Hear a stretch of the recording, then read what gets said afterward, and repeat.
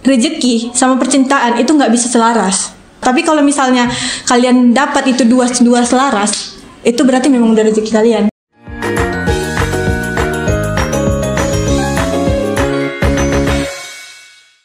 Assalamualaikum Sobat Kreatif, gimana nih kabarnya? Semoga kalian selalu dalam keadaan sehat ya. Kali ini bareng aku, Nadia Fretisila, dalam program Kumis, Kumpulan Inspirasi. Nah, di episode sebelumnya, kita udah ngobrol dan sharing bareng narasumber yang menginspirasi lewat pengalamannya. Nah, buat kalian yang belum nonton, langsung cek dan tonton di YouTube-nya CNN TV Winsu ya. Nah teman-teman, kali ini aku nggak sendirian karena kali ini aku bersama Kak Dini Rahmayadi Zebua. Halo Kak Dini, apa kabar? Baik Nadia. Masya Allah, cantik banget loh teman-teman aslinya. Masya Allah. Oke, Kak gimana nih? Kira-kira sebelum kita lanjut ngobrol, boleh tahu nggak apa kesibukan kakak di belakangan gitu? Untuk belakangan ini aku lebih sibuk untuk membangun event Medan Organizer, kemudian tetap menjalankan event Medan.id ya. Kalau saat ini juga sebagai mahasiswa ya pasti menjalankan mahasiswa akhirnya.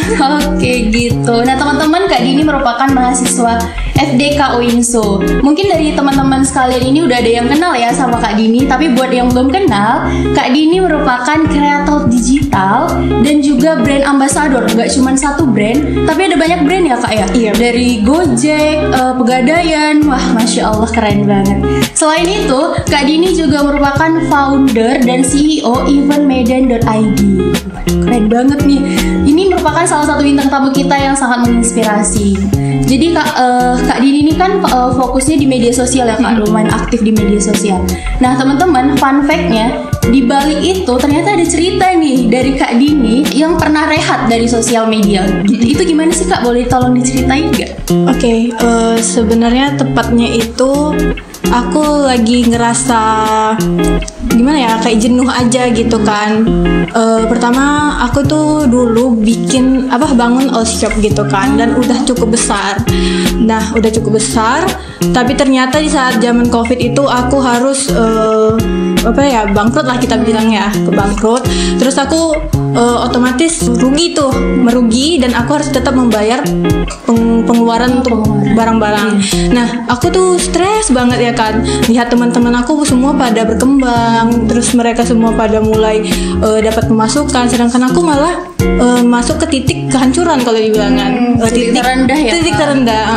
Terus akhirnya aku coba belajar ngelepasin HP. Pertama aku coba ngelepasin HP. Di saat aku ngelepasin HP itu posisinya itu masih kadang-kadang aktif, kadang-kadang main HP gitu kan. Di situ aku memilih untuk baca buku aja. Jadi detox media sosial lah ya Kak? Iya, cuman itu masih main HP, masih ada main HP-nya gitu. Tapi kemarin itu aku terakhir kali aku sempat, sebelum memutuskan untuk detox sosial media, aku kecelakaan, HP ku hilang, laptop hilang, segala macam. Akhirnya bener-bener gak punya sama sekali. Aku memilih untuk gimana ya supaya caranya aku bisa berkembang tapi aku terlihat baik-baik aja di depan teman-teman gitu kan. Akhirnya aku memilih detox sosial media, gak aktifkan Instagram sama sekali, menghilang. Itu selama beberapa lama gitu? 6 bulan. 6 bulan. Iya, tapi kan sebelum aku menghilang, benar-benar menghilang, aku sempat belajar untuk lepasin HP. Nah, di situ aku belajar apa dan bagaimana proses orang untuk sampai ke titik dia berhasil untuk bangkit lagi gitu kan.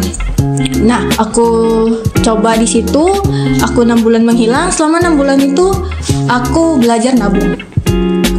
Karena aku salah satu orang yang sangat boros, belajar nabung.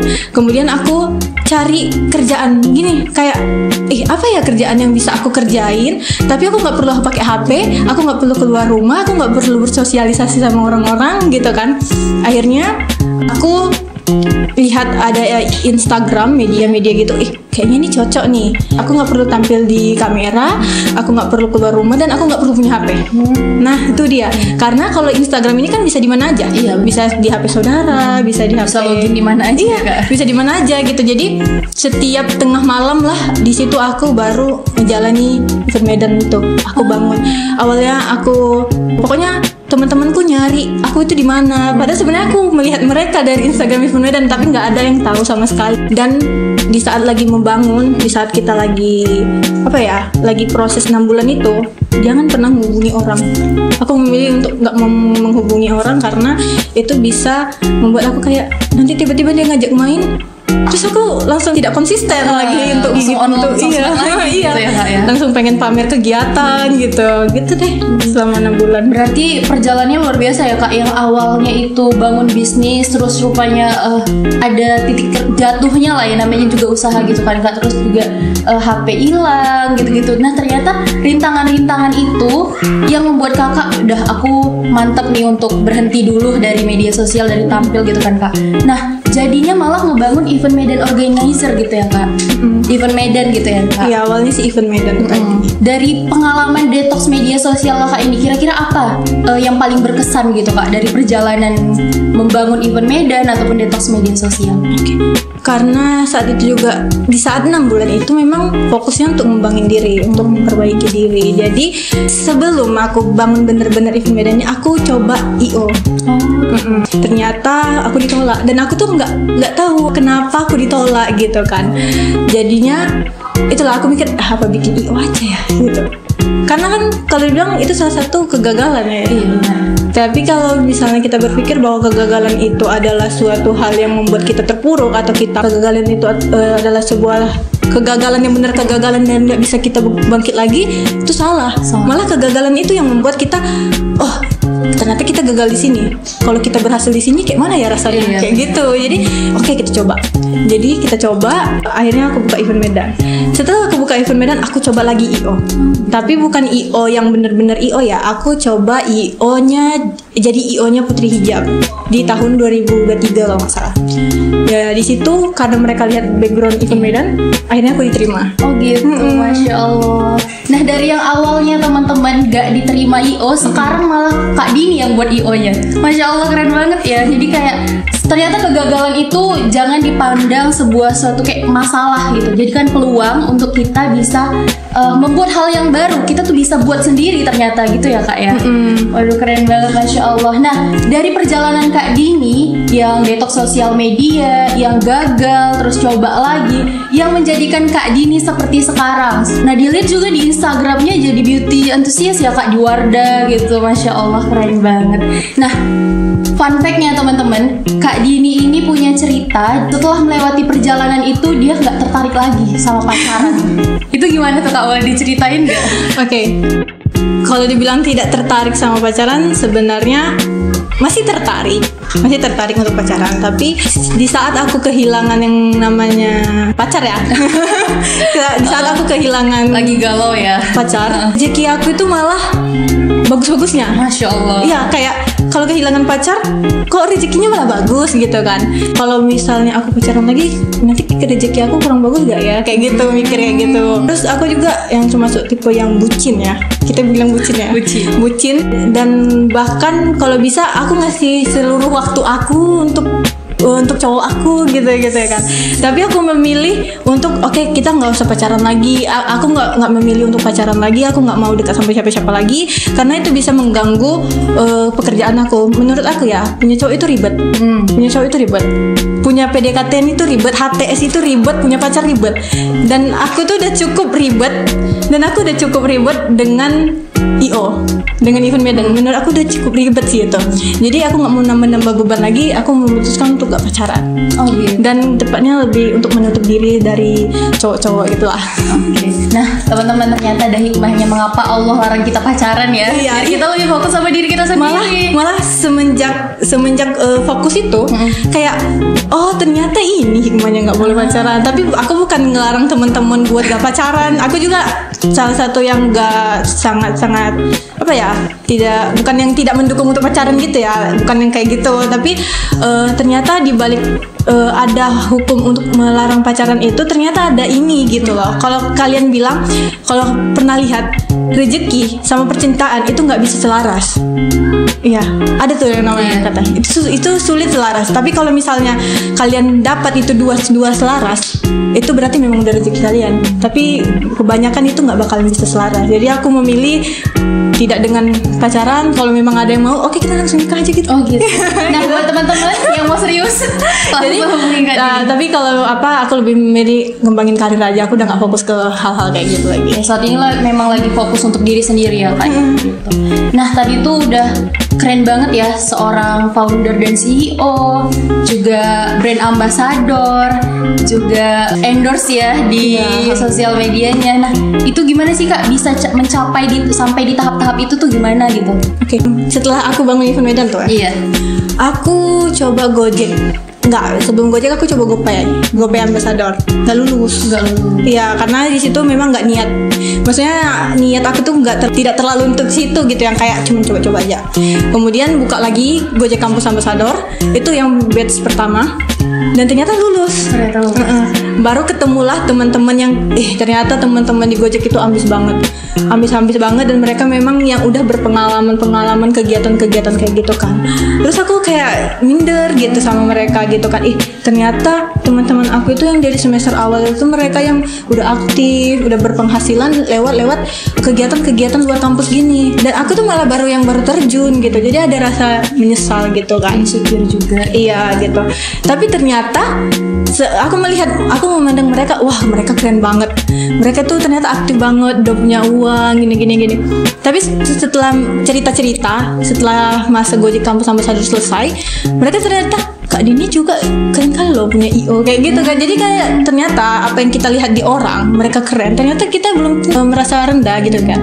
Ternyata orang tuh belum tentu memandang kita serendah itu ya. Iya, ternyata kita sama gitu. Malah mereka mau berteman sama kita karena kita punya value yang sama. Bukan value sih, tepatnya lebih ke pengalaman yang bisa dibagi bersama gitu. Kalau misalnya kita nggak punya pengalaman, diem aja gitu. Terus kenapa bisa sampai ke titik ini? Ada yang bilang kalau misalnya kalau kalian mau aktif di Instagram atau mau ningkatin developmentnya, pengembangan diri, kalian hanya bisa pilih dua. Kalian pengen jadi content creator atau pengembangan diri. Untuk personal branding itu kalian bisa memilih hanya personal brandingnya aja, nggak perlu menjadi content creator atau nggak perlu harus bikin konten setiap saat untuk nunjukin kalau kalian itu brandingnya bagus. Nggak mesti. Tapi kalau kalian memang pengen jadi content creator yang development, yang pengembangan diri, kalian bisa memilih itu jadi content creator yang fokusnya itu. Jadi kalau misalnya Instagram kalian, kalau kalian lihat teman-teman aku di Gojek Kampus Ambassador itu udah yang darinya kami followersnya cuma sama-sama 2.000-an, sekarang dia udah ada yang sampai 10 ribuan karena fokus dia mungkin memang udah di content creator. Tapi kalau fokus aku tuh ke pengembangan diri aja, jadi itu kayak cuman brandingnya aja. Jadi kenapa kita bisa aktif di Instagram ya cuman karena branding doang, tapi kan kita nggak tahu aslinya. Kadang-kadang aslinya bisa aja malas gitu ya kan, bisa aja nggak berkegiatan, cuman fotonya aja yang dipost tiap hari. Kayak pencitraan gitu ya. Enggak, ya pencitraan lah. Oke. Nah teman-teman, kita bisa ambil satu pesan lagi dari Kak Dini, yang mana tuh rasa insecure itu diubah jadi untuk pengembangan diri ya Kak. Jadi kita nggak merasa malah makin merendah, tapi malah berusaha nih buat sama-sama seperti teman-teman yang lain. Dan jangan kecilkan diri sendiri gitu ya Kak. Ternyata orang lain melihat kita wah keren juga gitu. Kayak Kak Dini ada Event Medan gitu. Oke, kalau dari perjalanan kakak itu kan Kak, ada nggak sih hal-hal yang kadang tuh ngebuat kakak down atau aku udah mau berhenti aja gitu atau gimana gitu? Ada sih beberapa kali ngerasa mundur gitu. Tapi mundurnya itu bukan karena pengen mundur, tapi ada katanya mundur selangkah untuk maju berlangkah-langkah untuk lari gitu. Ada gitu. Jadi kadang-kadang aku memilih untuk istirahat. Aku kemarin baru aja aku kadang-kadang rindu sama off 6 bulan itu. Karena kalau kita udah memasuki dunia ini, apalagi dunia sosmed, itu susah banget hilang karena orang-orang pasti bakal nyari kita. Susah lepas dari HP itu udah susah, dan kadang-kadang aku rindu banget sama yang namanya off 6 bulan itu menghilang gitu kan. Cuman balik lagi, coba kenal ke diri sendiri. Kalau memang udah capek sama kerjaan, coba off 1 bulan aja nggak masalah. Off 1 bulan. Di bulan Juli kemarin aku off 1 bulan. Memang masih aktif Instagram tapi agak terlalu aktif. Buat status enggak, aku istirahat di rumah, nggak keluar nggak ketemu sama siapa, nggak ngechat juga. Pokoknya aku benar-benar nutup. Jadi selama bulan Juli itu aku istirahat.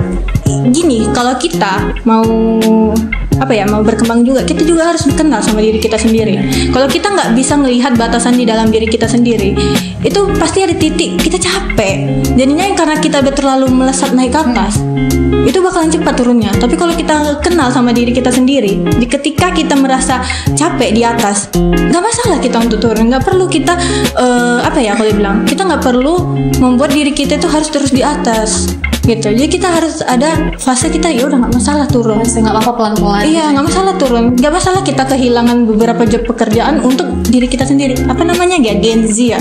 Gen Z kalau misalnya udah capek, kalau udah capek healing. Udah kalau ada terima job, enggak lah, aku lagi capek, mental aku lagi nggak bagus. Gitu ya Gen Z ya gitu. Ya kurang lebih gitu sih.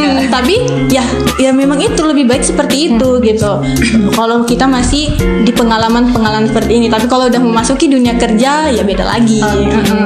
Terakhir nih Kak, ada nggak boleh nggak sampein pesan untuk teman-teman para pendengar yang mungkin lagi juga burn out atau kayak pengen nih aku detox media sosial, aku lagi capek banget nih gitu. Ada nggak pesan yang mau disampaikan buat teman-teman? Oke, untuk teman-teman aku cuma mau ngasih pesan, kalian kalau mau berkembang dan kalian mau nanya nih mulai dari mana, itu bukan kalian harus mulai dari mana tanya, bukan dari tanya, tapi mulai aja dulu. Nah terus ini selama aku berkembang, selama aku mulai menjalani pengembangan diri, aku dapat pelajaran juga bahwa nggak masalah, kalau kalian mau mulai itu bukan hanya dari kayak yang kalian suka atau yang pengen kalian kembangkan, tapi kalian bisa mulai dari kekurangan kalian. Ya, kita bisa mulai dari kekurangan kita. Contohnya kayak aku kekurangan HP, kemarin kan nggak ada HP. Aku bisa memulai itu dari Instagram yang kita bisa login di mana aja. Aku boros, aku coba memulai itu dari aku jual makanan. Karena ya aku juga jual makanan dulu. Karena aku boros tukang jajan ya kan. Jadi kita coba jual makanan karena itu adalah kekurangan kita. Jadi buat kalian yang mau mengembangkan diri, kalau bingung mau mulai dari mana, mulailah dari kekurangan kalian. Kemudian untuk yang detox, kalau kalian pengen menghilang, silahkanlah menghilang. Jangan pernah membohongi diri kalian di sosial media, karena pada dasarnya kita juga manusia. Ada titik terendah, kadang juga lelah gitu. Well, thank you Kak Dini, makasih banyak nih pesan untuk teman-teman. Mulai aja dulu ya Kak ya, jadi nggak usah terlalu panjang nih mikirnya, yang penting mulai aja dulu. Makasih Kak Dini udah sharing, Masya Allah, makasih ilmunya. Semoga ini bermanfaat ya untuk teman-teman dari pengalaman Kak Dini. Nah itu dia tadi kita dengar dari Kak Dini, sangat menginspirasi ya teman-teman. Semoga teman-teman semua bisa mengambil pelajaran dari pengalaman Kak Dini. Terima kasih juga Kak Dini yang udah sharing bareng kita di sini, dan untuk teman-teman semua terima kasih udah nonton sampai akhir. Jangan lupa tonton, like, comment, and share video ini. Saya Nadia Pretisila. Assalamualaikum warahmatullahi wabarakatuh.